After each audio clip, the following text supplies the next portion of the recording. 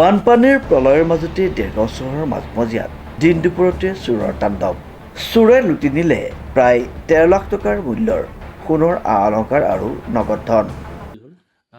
মই 8:30 স্কুললৈ ওলাই গৈছোঁ। স্কুললৈ ওলাই যোৱাৰ পিছতে হয়তো আমাৰ ঘৰ চুৰিকাণ্ডটো সংঘটিত হৈছে। এতিয়া সঠিক টাইমটো মই ক'ব নোৱাৰিম, হয়তো 2মান বজাৰ ভিতৰত হৈছে। কিন্তু আমাৰ ঘৰুৱা কামবোৰত সহায় কৰা মানুহ এগৰাকী আমাৰ ঘৰলৈ আহে। তেওঁ 10:30মান বজাত আমাৰ ঘৰৰ পৰা ওলাই গৈছে কাম কৰি পেলাই। তেওঁ আমাৰ নিকটৱৰ্তী দুই এঘৰত কৰে তালৈ গৈছে। তেওঁ চাবি মাৰি পেলাই তেওঁ তালৈ ওলাই গৈছে। মই স্কুলৰ পৰা আহি পাইছোঁ 4:30মান বজাত। 4:30মান বজাত আহি পাই পেলাই মই 10 মিনিট সময় বহিছোঁ।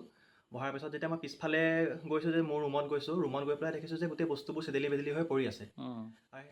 তেনেকৈ হৈ বস্তুখিনি যেতিয়া মই দেখিলোঁ, গৈ আহি পেলাই চাইছোঁহি যে আমাৰ আৰু এটা ৰুম, সেই ৰুমটোত ওপৰৰ AC বৰ্ডখন ভাঙা আছে। হয়তো সেইফালৰ পৰাই সোমাইছে চোৰ। সেইফালৰ পৰা চোৰ সোমাই পেলাই আমাৰ ঘৰৰ পৰা কিছুমান আমাৰ মূল্যৱান সামগ্ৰী লৈ গ'ল। আমাৰ ঘৰত মানে মানুহ বুলিবলৈ মা আৰু মোৰ পৰিবাৰ আৰু মোৰ সৰু অকমানি এটা আছে, কিন্তু তেওঁলোক বৰ্তমান ঘৰত নাছিল। মা চিকিৎসাৰ বাবে গুৱাহাটীত আছেগৈ আৰু মোৰ পৰিবাৰ কৰ্মসূত্ৰে বোকাখাতত আছে। গতিকে ঘৰৰ কোনো নথকাৰ সুযোগ লৈ হয়তো চোৰে বহুত লক্ষাধিক বস্তু লৈ গৈছে। সোণৰ বস্তু, মোৰ পৰিবাৰৰ সোণৰ বস্তু প্ৰায়খিনিয়ে নিছে। নগদ মোৰ 5,000 টকা লৈ গৈছে। আৰু মাৰ ভাগৰ কেইটামান বস্তু আছিলে, সেই বস্তুকেইটা এতিয়া হেৰি কৰিব পৰা নাই, কোনো গম পোৱা নাই এটা কি ক'ত সোমাই আছে বস্তুকেইটা বিচাৰি পোৱা নাই। কিন্তু মানে সেয়া আৰু দিন দুপৰতে আমাৰ এইখিনিত আমি নিৰাপত্তাহীনতাত ভুগিছোঁ। অকল আজি আমাৰ ঘৰতে যে হৈছে সেইটো নহয়, 2 দিনৰ আগত আমাৰ অলপ সন্মুখৰ মানুহৰ ঘৰতো চুৰিকাণ্ড সংঘটিত হৈ গৈছে। অনুমানিক কিমান টকা গহনা চুৰি কৰিছিল বুলি ভাবে? অনুমানিক 10-12 লাখ টকাৰ গহনা চুৰি কৰি লৈ গৈছে। কাক সন্দেহ কৰিছে বাৰু? সন্দেহ কৰিবলৈতো মানুহ নাই। এতিয়া আমাৰ ঘৰৰ যিগৰাকী সহায় কৰা মানুহ বুলি কৈছোঁ, যে তেখেতহে আমাৰ ঘৰলৈ আহে। আৰু তেখেতে হয়তো আমাক যে এনেকুৱা বিপদত পেলাব মই কেতিয়াও ভবা নাই। এতিয়া বাকীখিনি মই পুলিচৰ ওপৰত দিছোঁ, আৰু আজি পুলিচৰ ওচৰত মই কমপ্লেইন কৰিছোঁ। এতিয়া তেওঁলোকে কি সিদ্ধান্ত দিয়ে। আৰু আৰক্ষীয়ে কি ক'লে?